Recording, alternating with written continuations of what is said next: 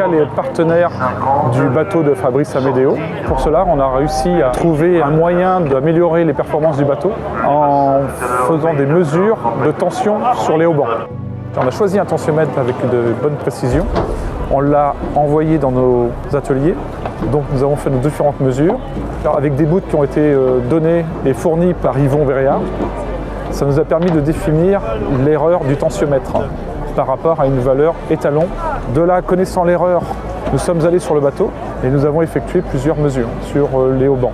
Et nous avons déterminé donc en faisant ces mesures sur le bâbord et tribord qu'il y avait un léger déséquilibre entre les deux haubans. Donc une erreur qu'ils ont corrigée par la suite en faisant quelques essais en mer. Donc le partenariat avec Fabrice est quand même assez intéressant. Ça nous fait découvrir déjà tout le monde de la voile qu'on ne connaissait pas beaucoup à Trescal parce que c'est pas tellement un milieu dans lequel on travaille plus dans l'aéronautique.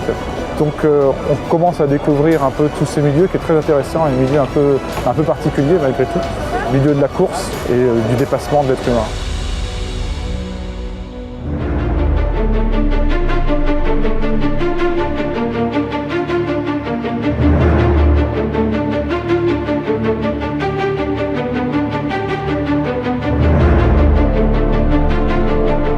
Donc là on est à bord de l'IMOCA Nurest à Ré-Fenêtre, on est dimanche matin et on va tranquillement sous grand voile seul sur la zone de départ.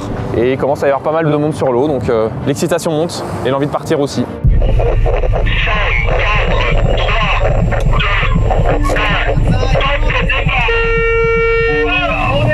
1, c'est un bon départ du comité de course. On a maintenant tous les bateaux sont au plein de leur puissance avec l'ensemble de leur voile d'avant.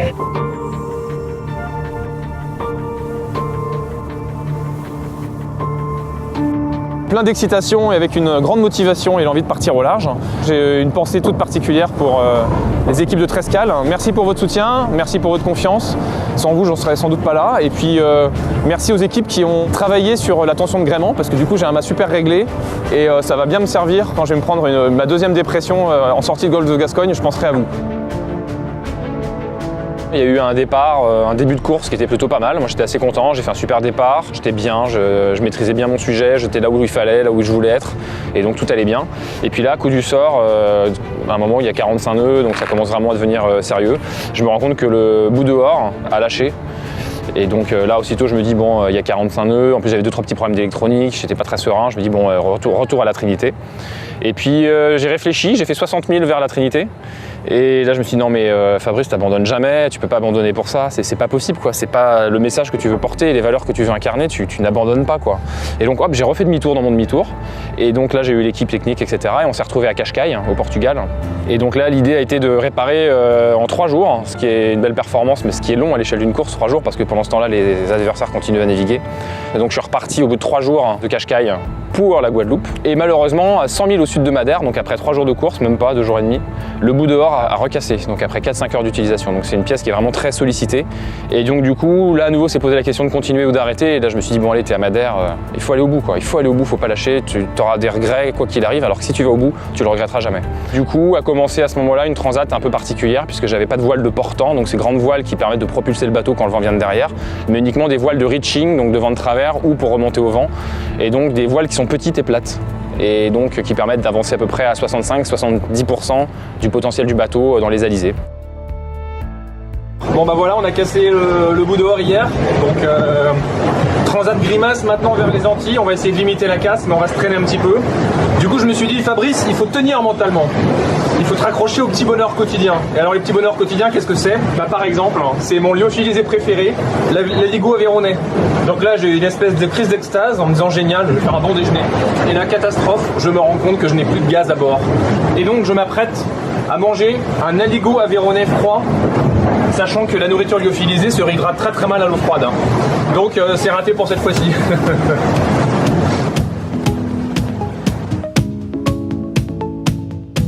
I'm back après 3 jours de silence. Silence dû à des journées pénibles, 2 jours à l'arrêt dans la Molle, c'était l'enfer, et ensuite une journée dans une mer assez hachée, croisée, au près hier, c'est pénible aussi. Mais là ça y est, l'eau devient turquoise, il commence à faire chaud, ça commence à sentir bon les alizés, donc voilà, la Guadeloupe est encore loin mais le moral est bon. Je voulais profiter de cette petite vidéo pour rassurer tout le monde. J'ai retrouvé mon gaz, hein, donc tout va bien, je mange du lyophilisé chaud. Alors aujourd'hui j'ai 2 nouvelles à partager avec vous. La première, on rentre dans la cabine. La première nouvelle, c'est que ce bord mortel vers le nord-ouest va enfin bientôt s'arrêter, d'ici demain matin, pour enfin empanner et faire route vers les Antilles. Parce que vous avez dû vous dire, mais la vérité, Amédéo, il s'est pris pour un Américain, il va aux Bahamas ou quoi? Mais pas du tout. Le vent m'oblige à faire cette trajectoire absolument horrible. Mais bientôt, je vais aller vers les Antilles, et là, le moral sera bien meilleur. Et la deuxième bonne nouvelle, c'est qu'il fait beau et chaud et que la mer est bonne. Et c'est parti pour les douches. Allez, bonne journée à tous.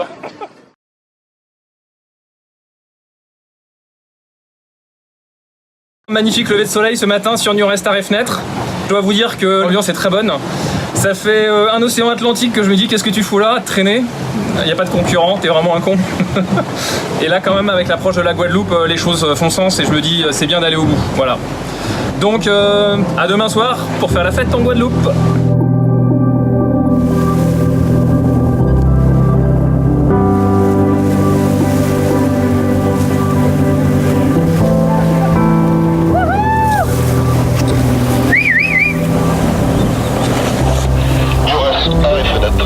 Fabrice Amédéo, on approche.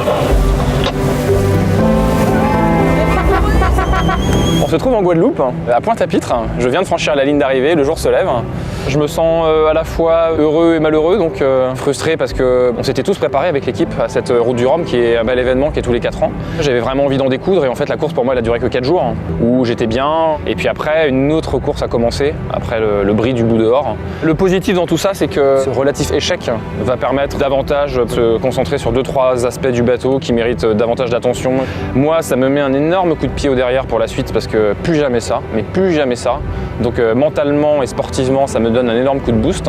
Puis après, il faut quand même pas oublier que je suis allé franchir cette ligne d'arrivée en 12e position, que d'autres sont restés en Bretagne par rapport à ce que les valeurs de ténacité que je prône, qui sont pour moi très importantes et qui sont l'ADN de ce sport. On n'abandonne jamais, ou en tout cas, avant de penser à la performance, il faut franchir les lignes d'arrivée. On est en phase, donc ça reste une expérience hyper positive. Ça fait 3 grandes courses au large qu'on accompagne Fabrice. On a commencé par le Vendée Globe, puis la Jacques Vabre et là la Route du Rhum. Et franchement, moi, c'était ma préférée. C'est un mélange d'exploits au quotidien, de travail dans la durée. Quand il y a un mélange de coups durs, de haut, de bas, qu'on voit un peu de quoi les gens sont faits et qu'on teste leur combativité, leur ténacité. Et nous, c'est des valeurs qui nous parlent vraiment. Ce qui était chouette aussi pour nous qui sommes une société technique, c'est de voir le travail de l'équipe technique justement qui a fait l'impossible pour réparer le bateau dans les temps à Lisbonne. Et c'est quand même des bateaux extrêmement techniques. On essaie d'apporter notre pierre à l'édifice avec les histoires de tensiomètre, c'est bourré de capteurs.